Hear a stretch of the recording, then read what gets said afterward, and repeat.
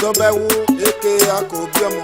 You wanna do a year of late Osagmama Osaimia Ediye Venture. I do it on your Saimia Gamo. Ediye Venture.